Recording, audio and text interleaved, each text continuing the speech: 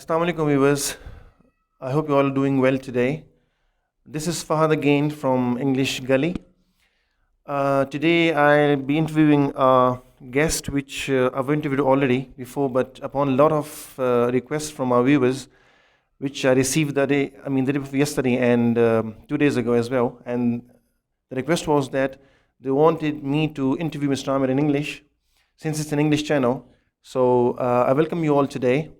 And before going into details, you all know Mr. Amir already. I had told you about him last video. So obviously I would not say anything much about him because I don't have. Obviously he's got a tremendous personality. He's a nice guy, an English teacher as well. He's been teaching English for almost 9 years now. Mr. Amir, I would like you to tell people about you again, since they know you already anyway. But since your students also wanted to see you being interviewed in English, so please carry on from here now. I'll give it to you. Sir, I'm very thankful to you that you have given me once again an opportunity in your channel. I would like to introduce myself. My name is Amir Mahmood and I'm from Kohart, and I've been teaching English for the last 9 years. And sir, as I've already told you about my family background, that they were against my education. So I was having an extremely hard time in continuing my education. And after that, I went to college, I studied over there, and I learned that the people of Kohart are very weak in English speaking skills particularly. So then I have decided to move towards such academies where I can improve my speaking skills. And after that, I've learned English language teaching skills, and I've also started IELTS teaching at academy levels. Thank you for your brief introduction. Okay, guys, since we are here with Mr. Amit today, my first question for today is, after introduction, that you definitely, since you're a teacher, and you face a lot of students every day, you teach them, and when someone comes to you with a mindset that the person wants to learn English in 1 month time, okay, how do you cope with them? What is your answer for those people who approach you or any of the English teachers over here with the mindset that they would learn this language within 1 month time, which obviously for me is impossible, to be honest, but how do you cope with them? How do you deal with them? Sir, I think it's very difficult to learn English in 1 month because 1 month is a very short period of time. And as most of the people in Kohart, they have this kind of mentality that if we go to academy, so the instructor over there should have the skills to inculcate all those things which are necessary for us to learn speaking skills in 1 month. So I would like to say that there is no course which can provide you speaking skills in a very short time. I've studied many courses, and I found that all the courses are very helpful to improve your speaking skills and your reading skills, your writing skills.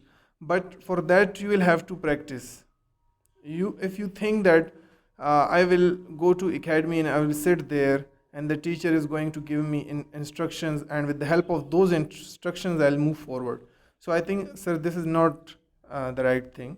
We have to struggle ourselves. We have to seek guidance in academy, and after getting those guidance, then we have to implement those things in our daily life. And we should have such friends to whom we can communicate, and there should be some people, those who are interested, those who are into such skills like speaking skills, writing skills. So if we join those sort of groups, so I think that will be very much easy for us. But you are right that most of the students come and they ask you such sort of stupid questions that if you are able to teach me in English in 1 month or 2 months, then I'm going to join you. Otherwise, I'm not going to join any academy for this. And then there are some students who also require you to give them guarantee that there should be guaranteed learning. Suppose if you haven't taught them, then you will have to return the money. I've also come across such students. So, sir, I think that the students have also do some things themselves. They don't have to be dependent on the teacher. Well said. Well, actually, I'd say I'm one of the victims for this in this matter. I've had some students in past. I would not mention them, but that they really gave me a hard time, to be honest. And they wanted me to, provide them spoon feeding. You know what I mean to say? And that, not only for me, for any person that is a teacher of any language, not particularly English, Urdu, or any language.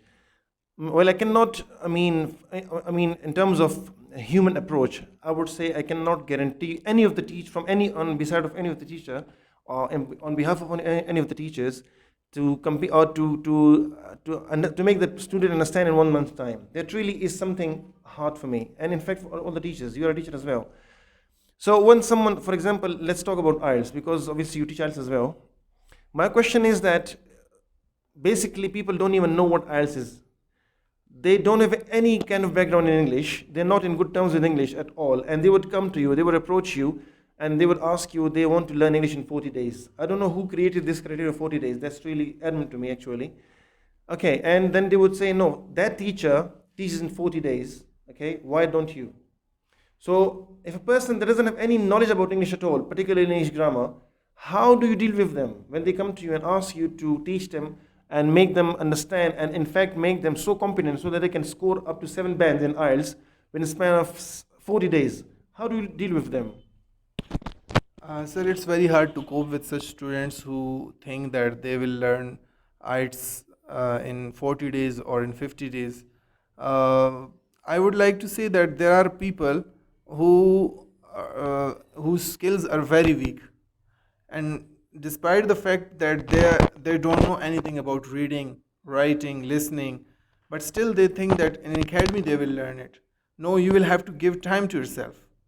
If you think that these skills will be very much easier for me with the help of tricks or tips, so I think this is right up to some extent, because the instructor can give you some tips and tricks which are very necessary for you to get good score in IELTS.